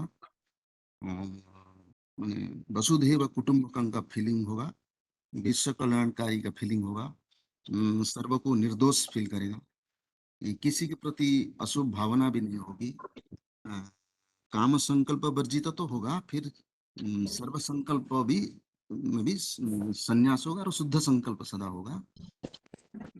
और ज्ञानेंद्रिय कर्मेंद्रिय को तो फुल कंट्रोल में होगा। जरूर निरोगी वो रहेगी, उसका वाइब्रेशन दूसरी लोग भी कैच कर पाएंगे, उसका प्यूरिटी का वाइब्रेशन भी दूसरी आत्माओं भी कैच कर पाएंगे, उनको आकर्षित भी करेगा, प्यूरिटी का आकर्षण कर पाएंगे और सभी दैवी गुण को धारण कर पाएंगे। इतना सब ठीक है। अगला प्रश्न है अभी, यहाँ 14वें अध्याय में सृष्टि की शुरुआत के विषय में बताया हुआ है। सृष्टि की शुरुआत कैसे होती है, क्या बताया है इस टॉपिक पर। सृष्टि की शुरुआत कैसे होती है, इस टॉपिक पर 14वें अध्याय में क्या बताया है? हाँ दीदी, 14 14 के हेलो 3 और 4 में बताया है 14 कि महद ब्रह्म जो योनि रूपी माता है, उसमें से सभी उस लिंग मूर्ति से उस लिंग मूर्ति में जो गर्भ डालने की बात आती है वो आया है, और वो उनसे कैसे विस्तार होता है, सब प्राणियों की उत्पत्ति कैसे होती है यह बताया है। और फिर 14 के 4 में भी बताया है कि जो भी प्राकृतिक दैहिक मूर्तियां हैं वो सभी ब्रह्म महद ब्रह्म योनि, वो विशाल उनका महत ब्रह्म है, और जो बीज डालने वाला है वो परमपिता परमपिता है। और आगे बताइए, और कोई बता रहे थे? ये 14 का 3 में और 4 में ये सृष्टि का आरंभ का विषय है। जो परमपिता आते हैं तो आकर के जो महद ब्रह्म रूपी माता में ज्ञान का बीज डालते हैं। तो श्लोक है मध्योनि महद ब्रह्म तस्मिन् गर्भं दधाम्यहं संभव सर्वभूतानां ततो भवति भारत। जो योनि रूपा माता है अर्थात मनुष्य सृष्टि का पिता है, वो माता की सहनशीलता को धारण करके माता का रूप धारण करता है। तो उसी में उसी स्टेज में वो ज्ञान का गर्भ का बीज डालते हैं, जिससे ये सारे सृष्टि जन्म लेता है। तो उसी तरीके से वो सब प्राणियां उसी से उत्पन्न होती हैं, चाहे जड़ हो चाहे जंगम हो। तो चाहे सत्व प्रधान सृष्टि हो तामसिक सृष्टि हो, इसलिए बोला कि दुखों की दुनिया सुख की दुनिया मेरी है तो दुखों की दुनिया क्या मेरी नहीं है? तो दोनों दुनिया उसी से जन्म होता है। तो उसके साथ साथ वो 14 का 4 में बताया सर्वयोनिषु कौन्तेय मुक्तयो समुरांति या तासंग ब्रह्म महद जोनि अहम बीज प्रदपिता। अर्थात वो जो सर्व जनियों से जो प्राकृतिक मूर्तियां पैदा होती है, उन सब की ब्रह्म जोनि रूपी माता विशाल परम ब्रह्म है, और उसका उस गर्भ में ज्ञान का बीज डालने वाला मैं परम पिता शिव हूँ। ठीक है, इसमें यह भी बताया है कि जो स्वात्म चिंतन है जगत पिता का, परम पिता शिव की योग ऊर्जा से उससे उत्पत्ति होती है। जो बताया है अन्नात् भवन्ति भूतानि, माना योग की ऊर्जा से, याद की ऊर्जा से आत्माओं की पैदाइश होती है। विशेष मानसिक सृष्टि के प्राणी जो है उसी से पैदा होते हैं, उनकी याद के योग ऊर्जा के आधार। ठीक है, अभी अगला प्रश्न है इस तरह से,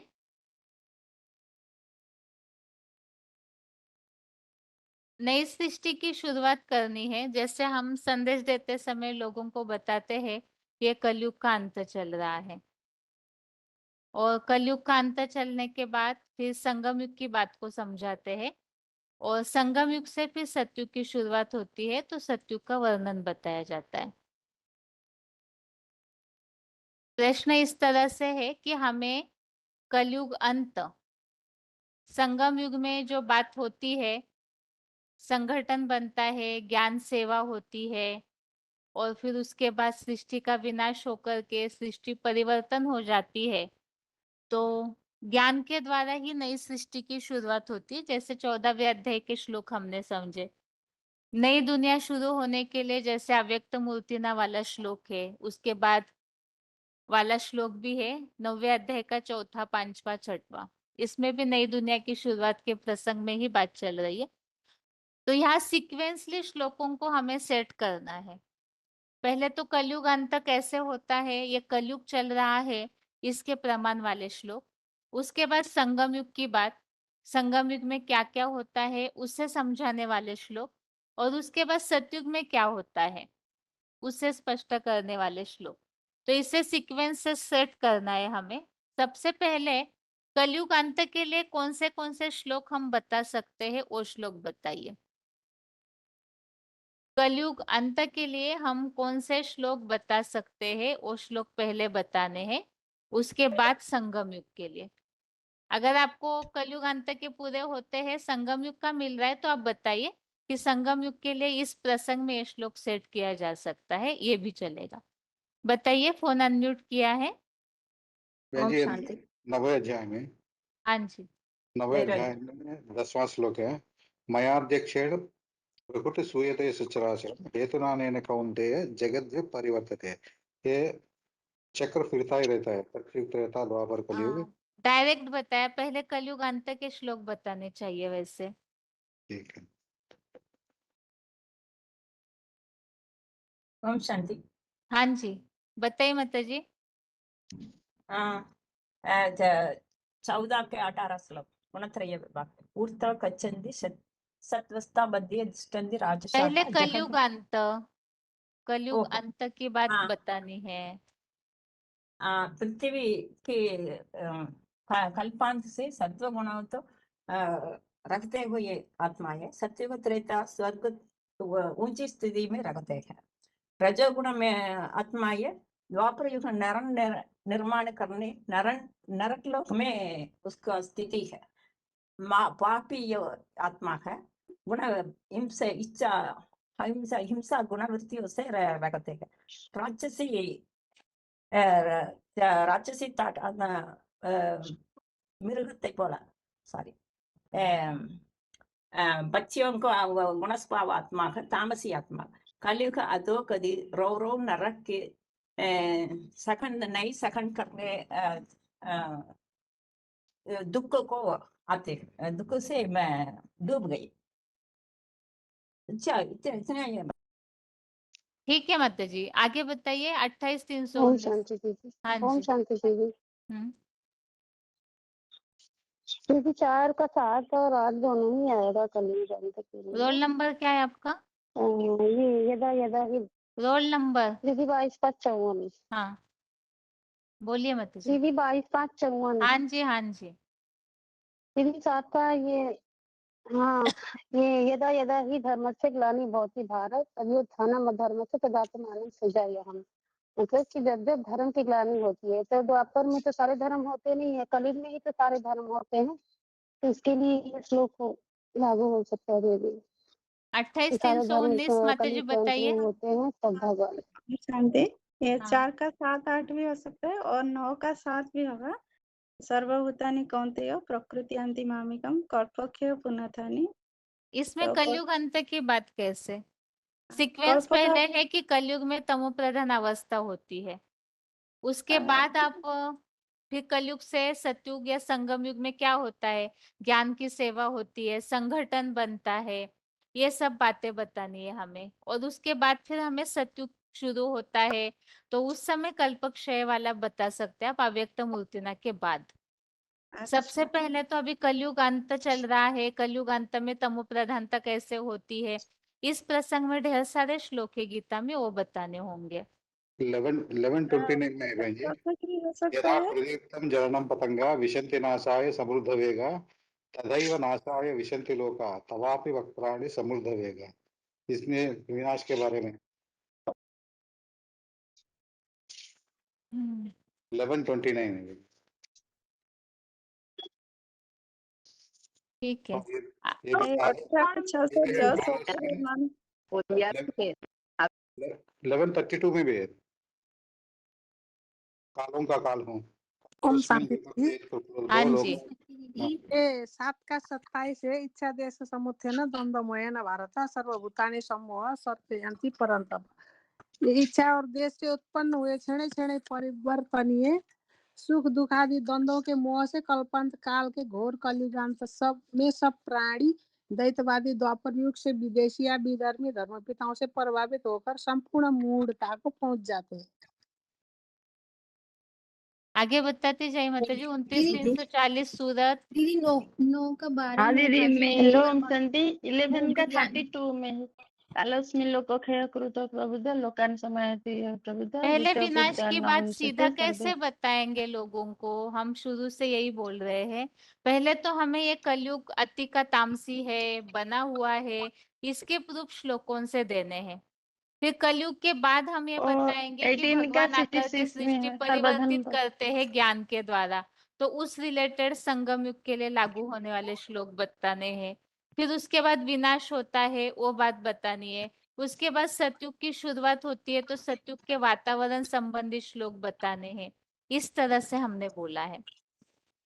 आंटी बताइए। दीदी 9 का 12 नहीं आएगा, मोह भाषा मोह कर मानो हाँ जी, चलेगा ज्ञान। माता जी। हाँ जी, और दीदी 16 का 21 भी आएगा, त्रिविधम नरकस्य इदम द्वारम नाशनम आत्मना। हाँ जी, काम क्रोध बिल्कुल। लोभ ये आत्मा के नाशक हम्म, 3 त्रिविध द्वार हैं, हाँ जी। तो ये तीनों त्यागनी होते हैं। हम्म, दीदी 4 का 7 और 8 तो माता जी ने बताया, और 7 का 27, 7 के 27 के साथ दीदी ये भी जोड़ सकते हैं ना कि 14 का 13 की अति तमोगुण बढ़ने से लापरवाही, अरुचि और जो श्रेष्ठ कार्य है उनके प्रति जो लगाव है वो हट जाता है। इन चीजों को बता के फिर बता सकते हैं कि अभी एटॉमिक बम है वो बने हुए हैं, जिसका गीता में वर्णन है, दृष्टा करालाने मुखाने, ये बता सकते हैं साथ में। ठीक है। और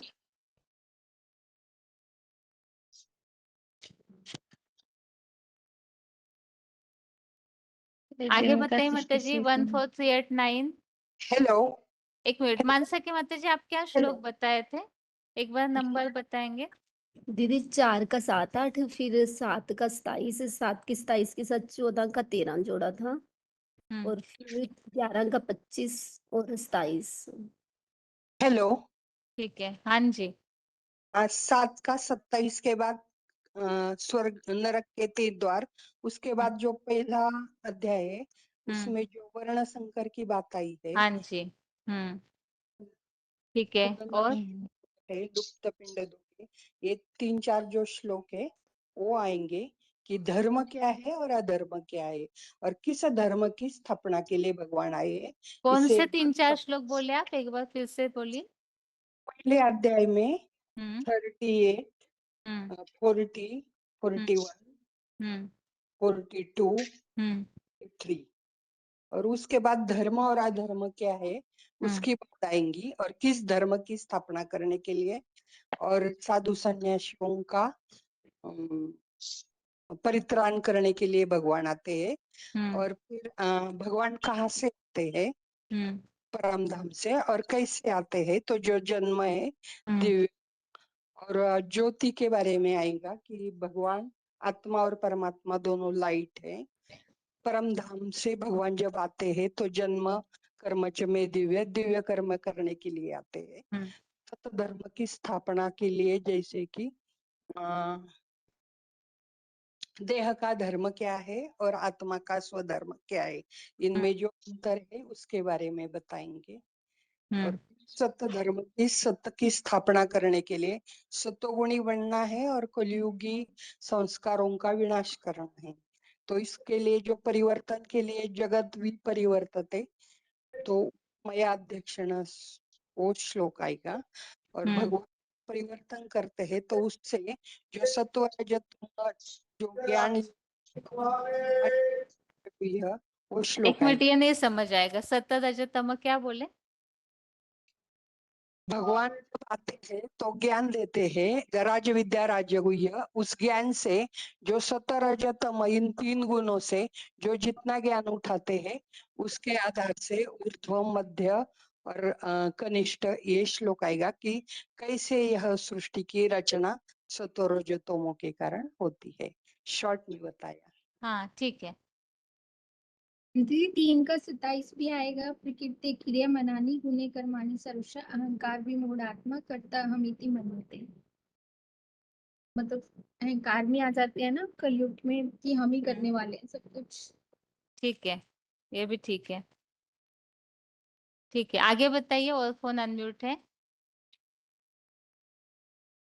हाँ दीदी, या निशा सर्वभूतानां फल आएगा, और 16 का 12 भी आएगा, आशा पाशतय वदा काम क्रोध प्रणयना, और उसके बाद 13, 14, 15 ये भी जो आज ऐसी भावना रहती है कि आज मुझे ये मिल गया, कल ये पाऊंगा, माना वो जो अहंकार और अपने नशे में मद है, और मैंने इस शत्रु को मार दिया, मैं ऐश्वर्यवान हूँ, माना ये 12, 13, 14 और 15 भी है उसमें। और जो चंचल बुद्धि के जो सारे श्लोक है ना दीदी, वो भी सब आने चाहिए, क्योंकि अभी चंचल है ना बुद्धि। चंचलम ही मन है कृष्ण, माना चंचलता के जो माना इंद्रियां जो है हठपूर्वक मन को खींच लेती है, ये सारे श्लोक भी आने चाहिए। अभी मैं उसका मतलब नंबर वगैरह में हाँ मैं जी देख रही चलेगा। थी, हाँ। लेकिन चंचल मन के हिसाब से सारे श्लोक हम्म ऐड कर सकते। हम्म माना कलयुग के लक्षण वो हाँ बाद में जी। जब आप पूछेंगे तो हाँ और जी। श्लोकों को हाँ फिर ठीक बता। है, आगे बताइए। और फोन अनम्यूट है।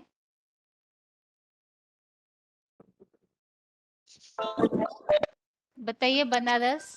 ओम शांति बहन जी। हाँ जी। जैसा कि इस समय सामाजिक परिदृश्य में देखा जाता है कि जो संबंधों में और जो खान पान में जो ऐसे तामसी प्रभाव को देखा जा सकता है, उसके लिए 14 का 13 ये उपयुक्त है कि जिसमें भगवान ने कहा है कर्मेंद्रिय अभिमानी राजा कुरु के वंशज कुरुओं के भी आह्लाददाता प्रहलाद, कलयुग में तमोगुण विशेष बढ़ने पर श्रेष्ठ कर्मों में ही लापरवाही होने लगती है कि अच्छे कर्म करने में किसी का मन नहीं लगता, से जीवन मार्ग में घना अज्ञान अंधकार, कल्याण कृत्यों में अरुचि होती है, जो अच्छे कर्म है उनमें अरुचि आ जाती है, उसको करने की किसी का इच्छा नहीं करता है। और स्वदेह अपने देह और देह के संबंधियों के पदार्थों में, जो देह से संबंधित पदार्थ हैं उनमें विशेष दैहिक अथवा मानसिक लगाव हो जाता है। ये सब अवगुण तामसी पापी कलयुग में ही उत्पन्न होते हैं, जो कि इसमें वर्तमान काल में ये देखा जा सकता है। ओम दीदी शांति। 3 का 38 और 39 भी आएंगे क्या? धूम में ना वृत वही है यथा हाँ जी। दर्शन, हाँ, ये विकार भी उनके 38 सारे श्लोक तो 39। हाँ हाँ जी। हाँ हाँ हाँ। हम्म, ओम शांति। हाँ जी।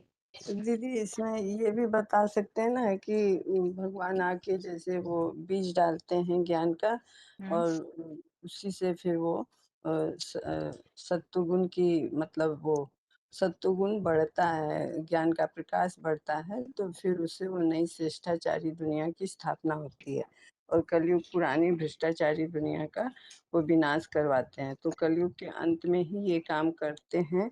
तो इसमें वो 14 का 3 भी बोल सकते हैं श्लोक ना, कि मम योनि महद्ब्रह्मं तस्मिन् गर्भं दधाम्यहं सम्भवं सर्वभूतानां ततो भवति भारत। और ये भी बोल सकते हैं कि कलयुग के अंत में ही सभी जो है आत्माएं रूपी जो हैं अंडे मिसल आत्माएं सब उस एक में ही समा जाते हैं, जो कि नोक के साथ में है सर्वभूतानि कौन्तेय प्रकृति अंति मामिकम कल्पक्षय पुनर्तानि कल्पादो विसृजाम्यहम् जामे हम। और फिर मैं उनको कल्प की जब शुरुआत होती है तब मैं उनको छोड़ता हूँ सृष्टि के रंगमंच पे, मतलब फिर से पाठ बजाने के लिए छोड़ता हूँ।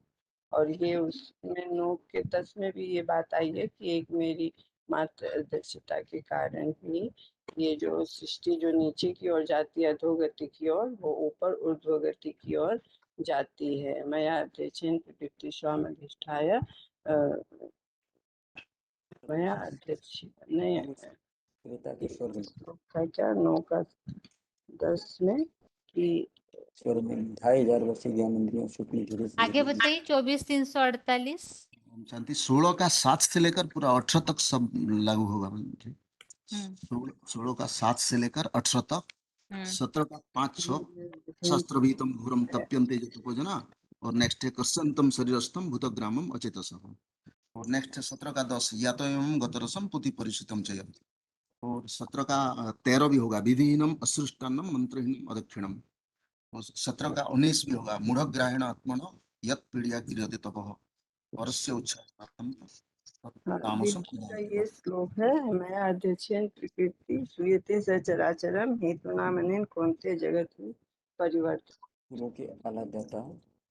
जितना भी तामसिक श्लोक है वो सब लागू होगा। 17 का 22 दानम। दीदी 18 का 39 और 66 39 है यत अग्रे च अनुबंधे च सुखम मोहनम आत्मना निंद्रा आलस्य प्रमादोत्थम तत् तामसम उदाहतम। जो नारकी सुख शुरू एक में मिनट झांसी के मतलब से 1 मिनट रुकिए आप। 24,348 आप और कुछ बता रहे तो बताइए। 17 का 22 भी हुआ। हाँ श्लोक फिर पढ़ना है दीदी। सार बताइए, सिर्फ उसमें क्या बात आप मेन ले रहे हैं हाईलाइट। जो दान अयोग्य देश काल में अयोग्य पात्र को असम्मान पूर्वक अवज्ञा पूर्वक दिया जाता है वो तामसिक तप कहा जाता है। जितना भी तामसिक तप है 17 अध्याय में वो सब लागू होगा।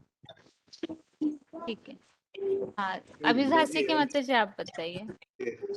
दीदी 18 का है 39। इसमें बताया है कि जो आलस्य एवं प्रमाद लापरवाही से पैदा होते हैं वह दिखावटी शोक अत्याचारी कलयुग में तामसी राक्षसी वृत्ति का महा दुखदाई कहा गया है। और 18 का 66 है वो सर्वधर्मान परित्यज्यत मामेकम शरणं व्रज। ये किस हिसाब से ले रहे? ये कलयुग के अंत में जब बहुत दुख होता है ना तब भगवान आते हैं सृष्टि पर, तब कहते हैं कि सभी धर्मों को त्याग कर मेरी शरण में आ जा। 7, 8, 9, 10, 12, 13। ठीक है। हाँ जी।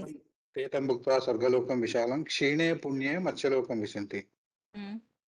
एवं त्रयी धर्म मन प्रपन्ना गतागतं कामकावलन्ते। 3 धर्मों का यही सार है। ठीक है। 7, 8, 9, 10। आगे बताइए और फोन अनम्यूट है जिनका।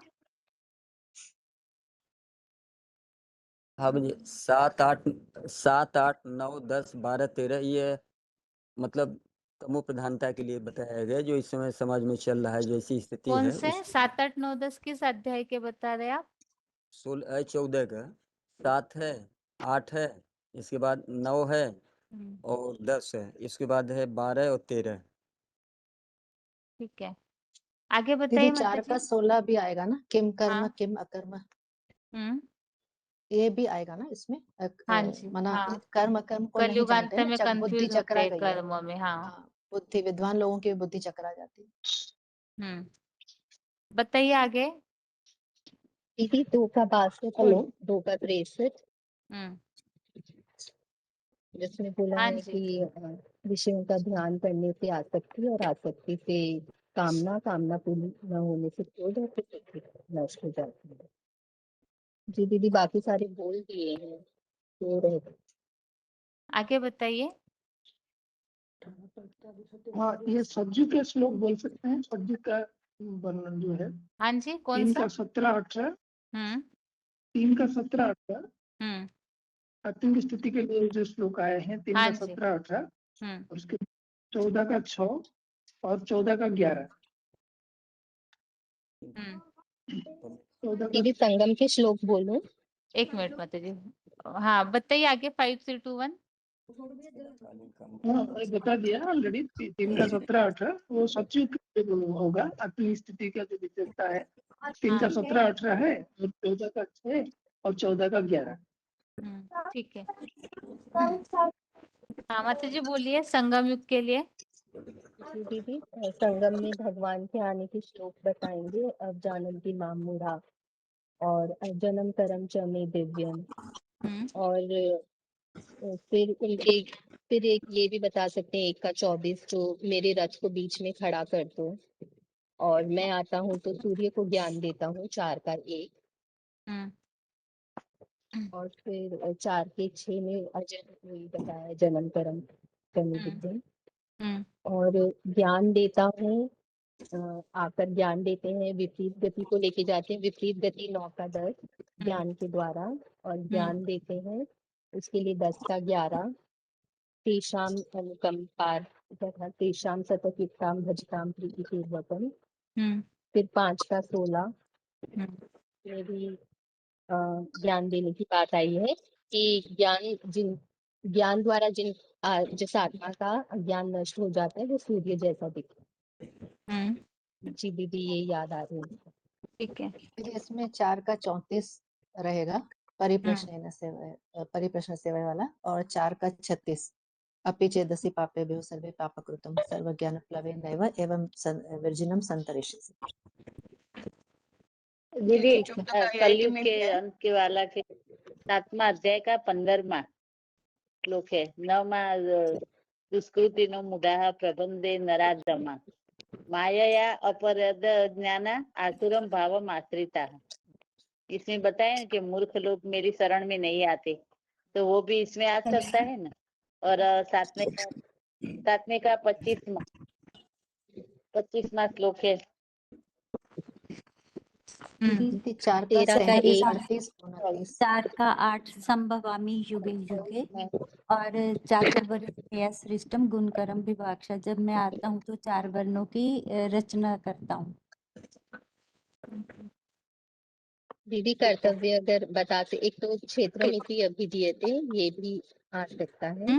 क्या कौन सा और बताए? क्षेत्र 13 का 1 किस हिसाब क्षेत्रमिति से? अभिधीयते कि कुंती पुत्र अर्जुन के शरीर में आते हैं।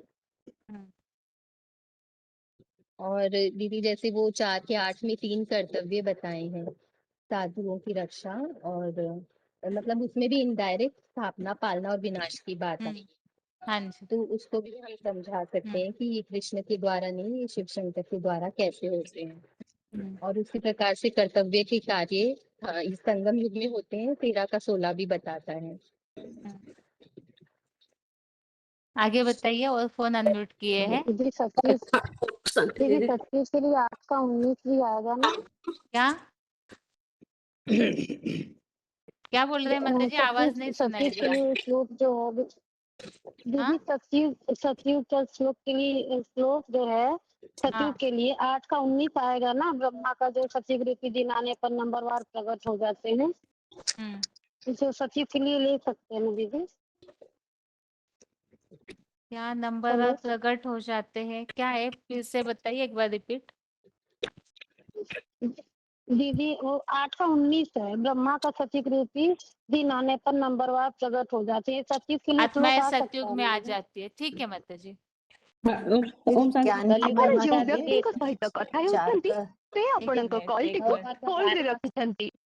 दीदी एक लोग पूछे थे तो यही श्लोक बताए थे हमें। एक मिनट माता जी, किसी का आवाज आ रहा। हाँ, क्या बोल रहे हैं? दीदी ज्ञान की महिमा के लिए 4 का 37 दीदी एक लोग 38 और पूछे थे ना 39। तो यही श्लोक हम बताए थे। ठीक है। ज्ञान की महिमा के लिए हाँ, ये ज्ञान अग्नि सब पाप कर्मों को भस्म कर देती है। और नहीं ज्ञानी न सदृशम पवित्रम इह विद्यते, माना सारा जो ज्ञान है वो स्मृति में आ जाता है, आत्मिक स्थिति इस ज्ञान से। एक बार और क्या बताया था? जो 39 चौथे का कौन सा बताए? 37 38 और 39। ठीक है। दीदी ज्ञान के लिए 9 का 1 है कि विशेष ज्ञान बताता हूँ। फिर 9 का 2 है राजाओं की विद्या बताता हूँ, राजाई का रहस्य बताता हूँ। फिर 10 का 1 भी है जिसमें बताया है कि सर्वोत्तम वाणी को सुनो। फिर 14 का 1 भी है, याद नहीं आ रहा है दीदी, पर बस ये याद है कि उसमें ज्ञान की कोई बात बताई है। ठीक है। 3 का 39 भी आएगा दीदी। अव्रतम ज्ञानम एतेन ज्ञानेनो नित्यवैरणम कामरूपेण कौन्तेय दुष्पूरेण नालेन च। और 10 का 11 कि तेषाम् एव अनुकंपार्थ अहम अज्ञानजं तमः नाशयामि आत्मभावस्तु ज्ञानदीपेन भास्वता। 5 का 16 ज्ञानेन तु तत् अज्ञानम येषां नाशतम् आत्मना तेषाम् आदित्यवत् ज्ञानम प्रकाश्यते तत्परम्। और 14 का 6वां तत्र सत्य निर्मलवत्वात् प्रकाशम् अन्मयम् सुख संगेन बंधानि ज्ञान संगेन च अनघ। और 20 भी हेलो। हाँ दीदी जी। 4 का 34 तत्विधि प्रणिपातेन परिप्रश्नेन सेव्य। परम आदर पूर्वक सेवा द्वारा प्रश्नोत्तर पूर्वक इस ज्ञान को जान सकते हैं। मोस्टली गीता में जितने सारे अध्याय है उसमें संगम युग की पढ़ाई के बारे में ज्यादा शुल्क है। जैसे कि पहले अध्याय में देखेंगे कि जो दिव्य शंख बजता है किसका? पांडवों का और भगवान का। तो यही संगम युग का बात है। जैसे बताया ना, माधव पांडव शिव दिव्य शंख प्रदीप्तमतु। दूसरी बात है सेना को निरीक्षण करना। एक मिनट थोड़ा सा हाँ, शंख के लिए कौन सा बताया आप पहले? श्वेते हेरुक्ते 1 का 14। हाँ, और 1 का 15 भी है, 15-16 भी है। तो इसमें पांडवों का दिव्य शंख ध्वनि की बात उल्लेख है, मतलब ये संगम की बात है। और सेना जो निरीक्षण किया अर्जुन की पुरुषार्थियों ने, तो वो संगम की बात है। जब दिव्य नेत्र ज्ञान नेत्र मिलता है तब हम दोनों सेना को निरीक्षण करते हैं, कौन हमारा शत्रु है कौन हमारा मित्र है। और दूसरे उदाहरण खास करके जो आत्मज्ञान की व्याख्यान हुई है वो संगम की बात है, जहाँ स्थिर बुद्धि बनाने की बात है। और भगवान की बात के बारे में जो बताया 29 में आश्चर्यवत बसंती कश्चित् एनम आश्चर्यवदन्ति तथैव चान्य आश्चर्यवत शृणोति श्रुत्वा एनम वेद न चैव कश्चित्। ये श्लोक है ये भगवान की पाठ ये संगम के बारे में स्पष्ट दर्शाता है। बाकी हर अध्याय में यदि टटोल के देखेंगे तो संगम युग के बारे में ज्यादातर शुल्क मिलेगा, जिसमें हमारा पुरुषार्थ जीवन को आगे बढ़ाने के लिए ये पढ़ाई की बात दर्शाता है। और कोई बोलिए। हाँ जी बताइए। और 4537 माता जी बताइए। दीदी ओम शांति। 10 में 39 है, 10 में 41 है, 42 है, 10 में 39 है। जैसे बताया है दुनिया की हर चीज दुनिया की ऐसी चीज नहीं है जो बीज रूप तेरे पर लागू ना हो। जैसे दिव्य प्रसंग चीजों- अलग चल रहा है, वो प्रसंग पुरुषोत्तम आप जो संगम- बता रहे हैं वो अलग है। यहाँ तो स्पष्ट प्रश्न पूछा है कलयुग की स्थिति के लिए, संगम युग की स्थिति के लिए और सतयुग की स्थिति के लिए श्लोक। कलयुग में जो 10 में 40 है दीदी, कि जैसे संगम 41 है, पुरुषोत्तम संगम युग में तेज योग ऊर्जा के अंश से उत्पन्न हुआ ज्ञान। और 42 में है जैसे इस संपूर्ण सदाशिव ज्योति को जगत को अपने योग ऊर्जा भंडारी महादेव के एक अंश मात्र से टिककर पुरुषोत्तम संगम युग में भी स्थित हूँ। और 11 के 39 में है जो देवेंद्र आदि पालों के भी प्रजापति पुरुषोत्तम संगम युग में 7 अरब सर्वधर्मियों की एक जगत पिता है। और 12 में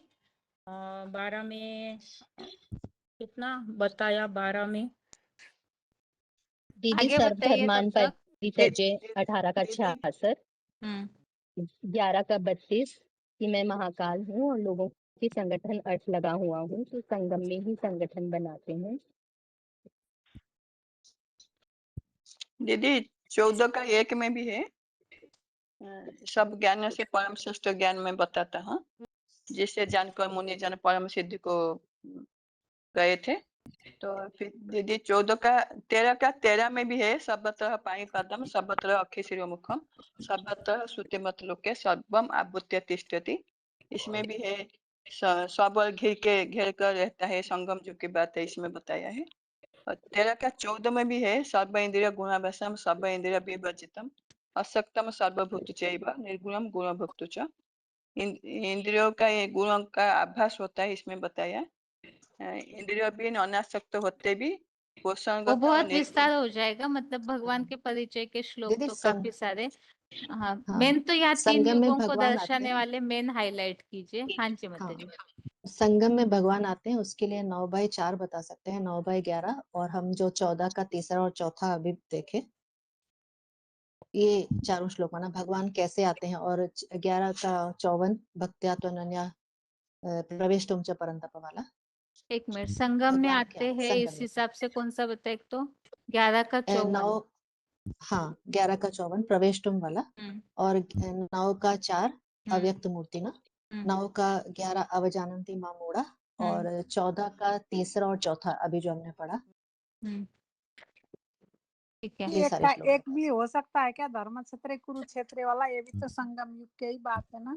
हाँ जी माता जी। और ये 13 का 1 भी है, एकदम शरीरम कौन थे, ये भी इसी संगम के ही बात है। ठीक है माता जी।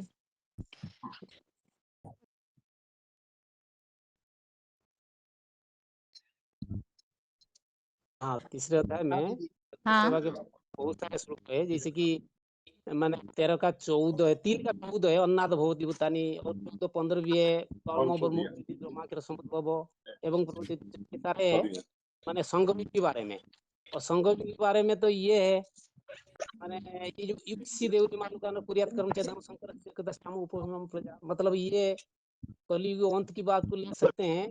भगवान ये वर्ण संकर प्रजा को खत्म करके नई दैवी सृष्टि स्थापन कर रहे हैं। 3 का 10वां श्लोक किसी ने नहीं बताया। सह यज्ञ प्रजा सृष्टवा पूर्ववाच प्रजापति, उसमें बोला हुआ है ना कि जो प्रजापिता जो है वो इस तरह से संगठन बनाते हैं और उस यज्ञ से सेवा करने वालों की इष्ट कामनाओं की पूर्ति होती है। आगे बताइए। हाँ जी। दीदी, इसमें जो क्या हो रहेगा कि अज्ञान अंधकार जो फैल जाता है, अज्ञान अंधकार फैल जाता है, तो उस समय पे आत्मा परमात्मा का ज्ञान किसी के बुद्धि में नहीं रहता है, और इस कारण से वो अनिश्वरवादी बन जाता है। 16 का 8वें में बता दिया। और वो जो असत्य बात है कौन सी, कि जो काम वासना जो है परस्पर संयोग से उत्पन्न होता है, उसको ही मेन मानने लग जाता है। और फिर जब भगवान वो बताते हैं कि वो काम विकार भोगना ही है ये परम प्राप्ति, ऐसा मनुष्य मानने लग जाता है, तो वो आसुरी प्रवृत्ति हो जाती है। और इसी कारण से चौथे अध्याय का 40वां में बताया है, अज्ञस्य अश्रद्धानस्य संशयात्मा विनश्यति, न अयम लोक अस्ति न परो न सुखम संशयात्म। तो वो इस कारण से वो पदभ्रष्ट हो जाता है, अज्ञानी हो जाता है, अश्रद्धालु हो जाता है, क्योंकि भगवान को जानते ही नहीं, तो उसकी श्रद्धा कहाँ से बैठेगी।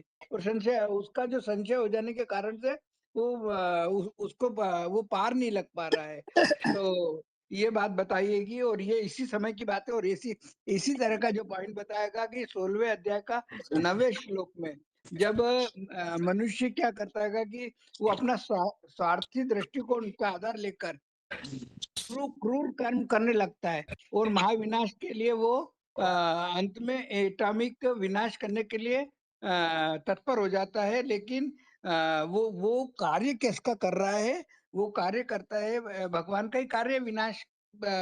विनाश वाला जो पार्ट है, स्थापना पालना विनाश में विनाश वाला जो पार्ट है, तो जिसके लिए ये संगम युग की बात है। इसी समय पे हर हर बम बम का उच्चारण करते हैं, नारा लगाते हैं, ऐसे करके बताते दीदी जी। ओम शांति। अभी अगले क्लास में वैसे काफी सारे श्लोक हो गए, लेकिन फिर भी पूरी गीता रिवाइज नहीं हुई है। अगले क्लास में ऐसे करते हैं, केवल संगम युग। संगम युग में भी अलग अलग टॉपिक है हमारे पास। एक तो भगवान आते हैं, ये टॉपिक है। फिर भगवान के ज्ञान से ईश्वरीय सेवा करते हैं, 4 सब्जेक्ट से रिलेटेड बातें हैं। उसके अलावा फिर संगम युग में ही ईश्वरीय सेवा या इन सब बातों से जो प्राप्ति होती है अतीन्द्रिय सुख, वो बातें हैं। संगम युग में ही पुरुषार्थ में याद की स्थिति बनाने से रिलेटेड भी बातें हैं। तो केवल संगम युग का टॉपिक लेते हैं हम। संगम युग किसे कहा जाता है, पुरुषार्थ क्या करना होता है, चारों सब्जेक्ट से रिलेटेड श्लोक। उसके बाद प्राप्ति, उसमें अतीन्द्रिय सुख है, वैकुंठ की प्राप्ति है, और जैसे भगवान को पाने की प्राप्ति की बात आई हुई है, अलग अलग प्राप्तियां भी श्लोकों में बताई हुई है। तो ऐसे टॉपिक वाइज श्लोक ढूंढ करके रखिएगा। अगले क्लास में, अगले टेस्ट में इसे कंटिन्यू करेंगे। या जैसे कल बेसिक कोर्स की टेस्ट है, लेकिन लास्ट के इसमें इस टॉपिक को कवर करते, क्योंकि ये भी तो संदेश देने से रिलेटेड ही टॉपिक है। तो कल के क्लास में इसे करेंगे। आज श्लोक ढूंढ करके रखिए। आज के लिए गीता क्लास यहाँ ही पूरा करते हैं। ओम शांति।